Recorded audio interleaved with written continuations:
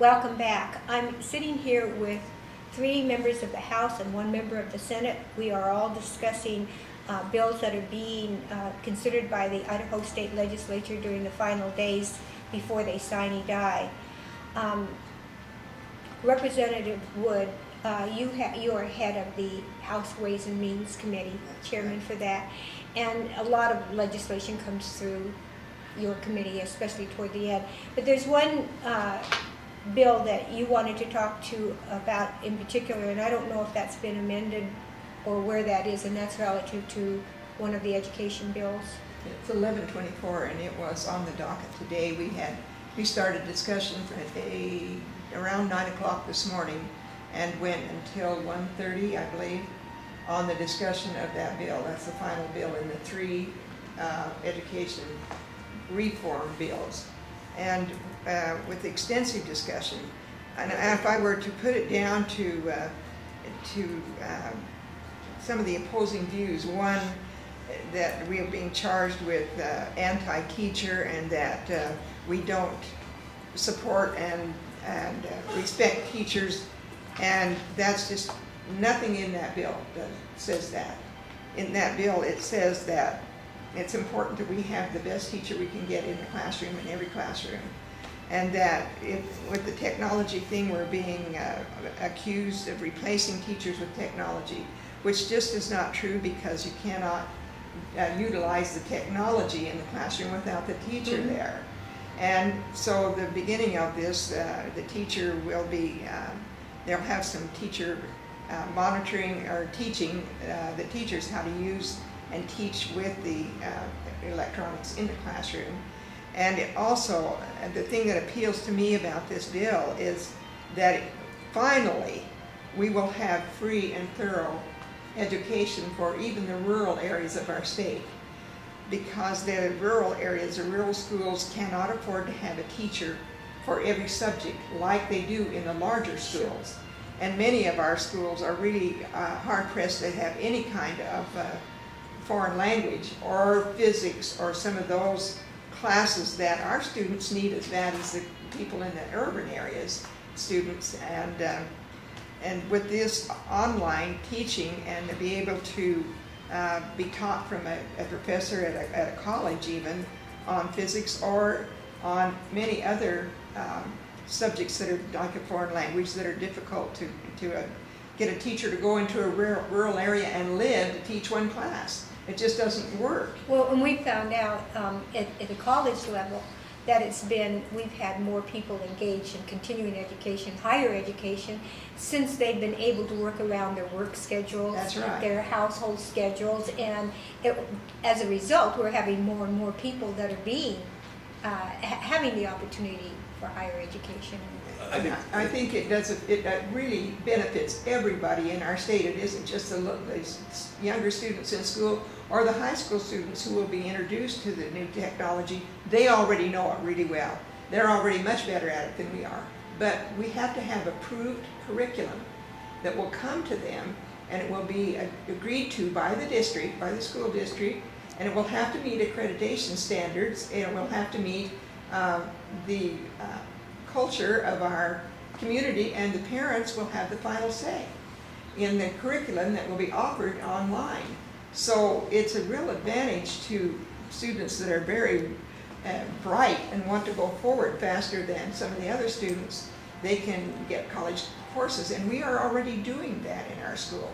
What this will do will just make it available to rural area students who haven't had that. And of course the broadband, we have been expanding that, and this is the final year for that. So every school, we've got more than half of them, the high schools now, that are tuned into the education network. And now this next year, all students will have that, all districts will have it. So for the first time, the rural areas, we feel, will have the same advantage as the urban areas in getting all kinds of curriculum to our students to be able to choose from where they want to go on in life. The parents must be very excited about this. There are some parents, and Liz, I might talk about that just a little bit, because there's some criticism from the education community about charter schools. They're not really happy about charter schools. Now, are you talking about, when you say the education committee, are you talking about the education union? Yes, or, okay, yes. The IEA. The IEA, and they're critical, and some teachers are nervous about charter schools. But there's a reason for charter schools. It's that parents are not happy with, there's either bullying going on in the school, there's little cliques that their kids don't, the school is bent way too more towards athletics than it is to educational things, or they've got teachers that are not productive in this classroom. So that's when parents look at a charter school, and that's why they're pushing more for charter schools. We want to get our public schools in the position of being competitive with any charter school.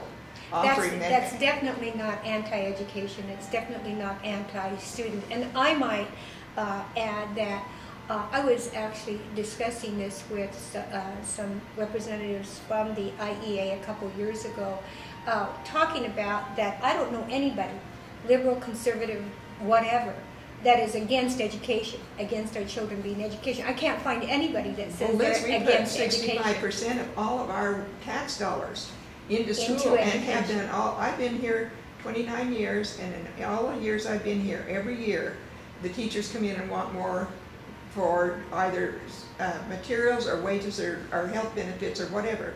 And we have given them everything we could give in all the years I've been here, and we will continue to do that. Let's discuss it for a moment, and I'd like your feedback on this from everyone. During that discussion that I had, we talked about the mediocre teacher, just like you'd have a mediocre worker in any aspect. Or a mediocre representative. And mediocre representative, exactly. And let me tell you something. This representative from the IEA told me, do you think that mediocre teachers shouldn't have an opportunity to teach either their people, and they have to feed their families, etc.?